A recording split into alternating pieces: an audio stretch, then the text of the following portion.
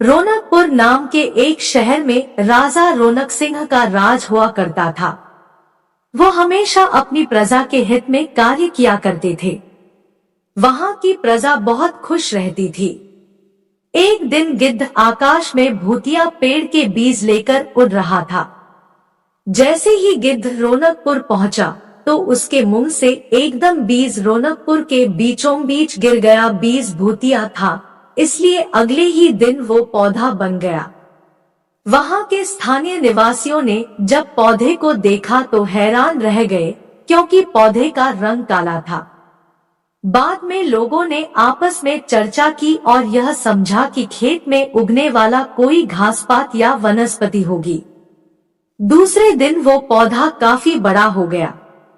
लोगों को और ज्यादा दुविधा हुई कि एक ही दिन में ये पौधा इतना बड़ा कैसे हो गया। होते होते वो पौधा तीसरे दिन पेड़ बन गया।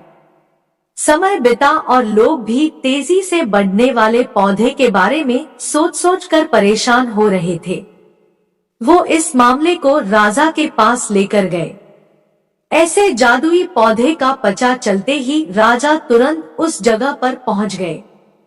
राजा को जैसे ही पता चला कि एक काले रंग का पौधा 3 दिन में पेड़ बना है, तो वो भी उस पेड़ को हैरानी से देखने लगे। राजा उस पेड़ के पास चौथे दिन पहुंचे थे और तब तक पेड़ और बड़ा हो चुका था। वो इतनी तेजी से फैला था कि किसी को यकीन ही नहीं हो रहा था। राजा समझ गए थे कि का रंग काला है, इसमें जरूर कुछ जादू तो ना होगा। इसी सोच के साथ राजा ने घोषणा कर दी कि जो भी इस पेड़ को खत्म करेगा, उसे वो इनाम के तौर पर 1000 सोने के सिक्के देंगे। यही नहीं, राजा ने यहाँ तक कहा कि पेड़ को खत्म करने वाला व्यक्ति मेरी मृत्यु के बाद मेरी राजगद्दी पाने का हकदार भी बनेगा। इतनी बड़ी घोषणा सुनने के बाद हर कोई पेड़ खत्म करने के लिए अपना दिमाग लगाने लगा। राजा के सारे चतुर मंत्रियों ने भी तरकीब लगाई, लेकिन पेड़ को कोई भी नष्ट नहीं कर पाया।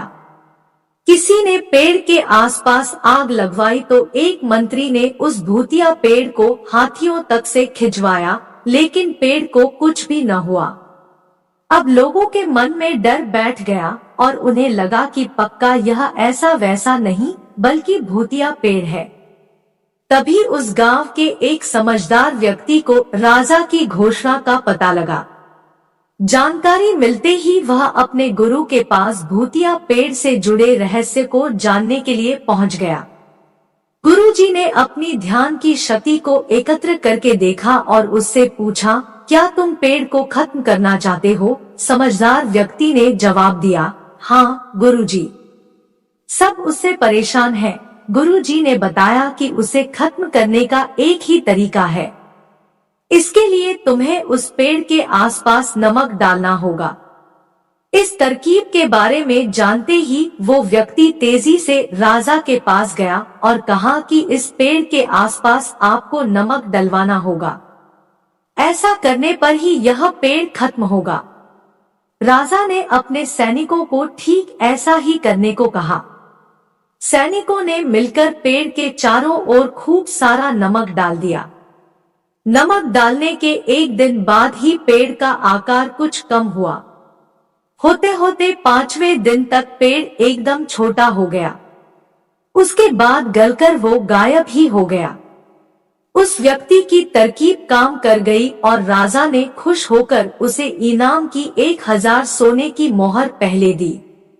उसके बाद एक पत्र दिया जिसमें लिखा था कि वो राजा के मरने के बाद उनकी गद्दी को संभालेगा। वो समझदार व्यक्ति खुश होकर अपने घर चला गया।